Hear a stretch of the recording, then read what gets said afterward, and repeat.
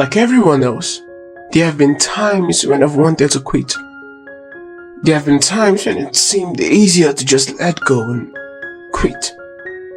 You wonder if there's any point to your pressing on.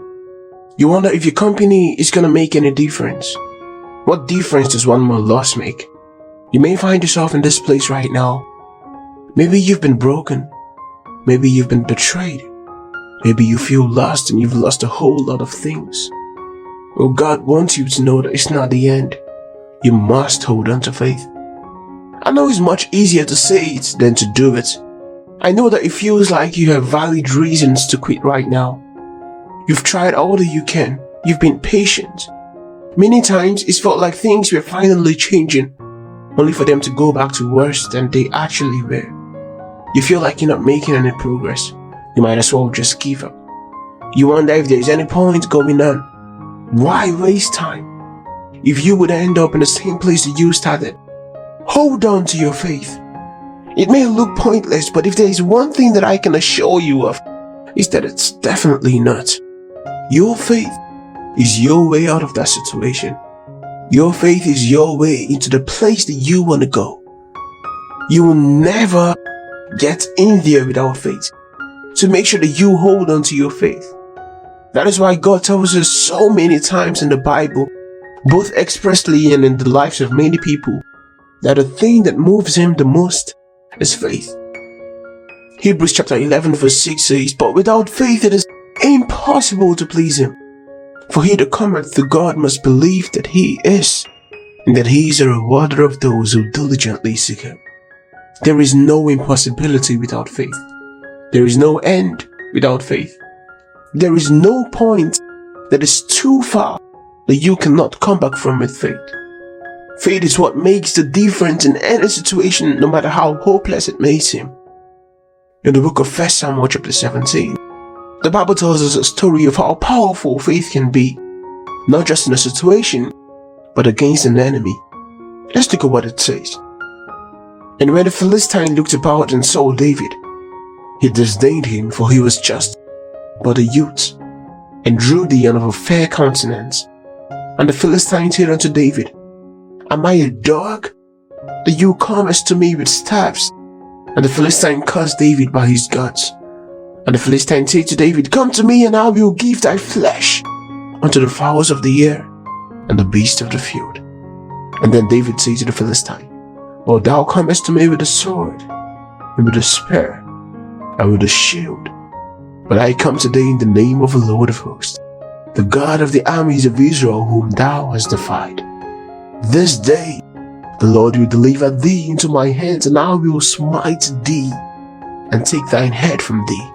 And I will give the carcasses of the host of the Philistines this day unto the fowls of the air, and to the wild beasts of the earth, that all the earth may know that there is a God in Israel. And all this assembly shall know that the Lord saveth, not with sword or spear, for the battle is the Lord's, and He will give you into our hands.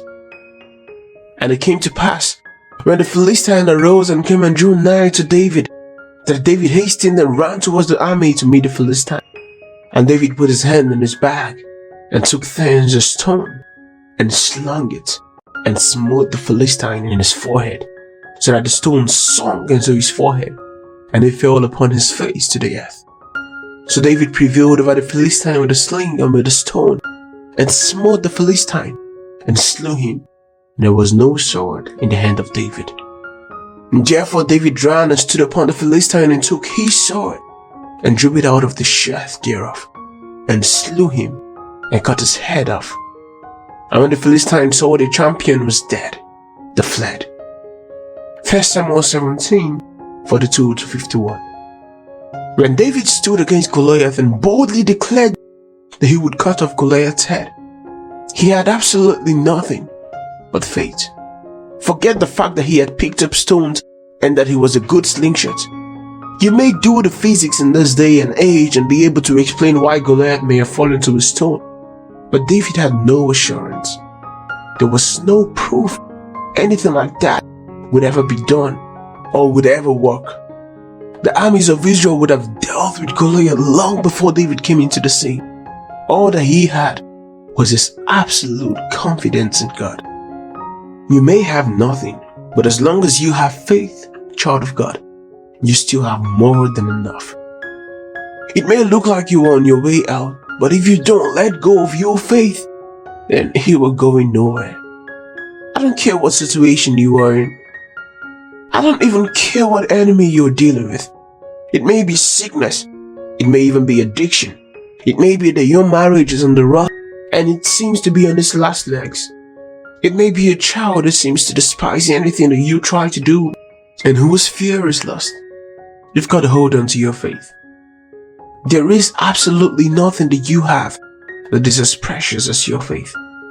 If you will hold on to your faith and your expectation from God of different, the story will never be over. Yes, I know you feel like quitting. I know it doesn't seem like anything that will ever change. But that is a lie from the enemy to get you to quit. He knows that if he cannot get you to quit, it doesn't matter what you need, you will surely have it. Yes, it may take longer than you thought. It may come after a while. It may not even come how you expected it or through whom you expected it to come, but it will surely come. Hold on to your faith. Don't let go of your confidence in God for anything at all. It is your life and it is your strength. Don't give it up for anything. You may be mocked for it.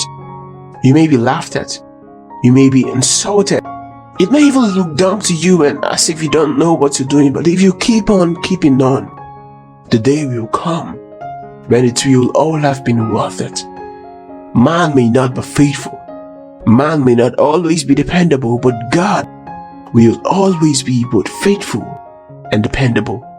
When you cannot trust anybody else, you can trust Him. When everyone else fails you, He will not fail you. I pray for you that God will help you and strengthen you to hold on to your faith and keep on keeping on no matter how difficult it may get and how much you may want to quit. You've got to hold on to your faith and things will definitely shift for you in due season. God bless you.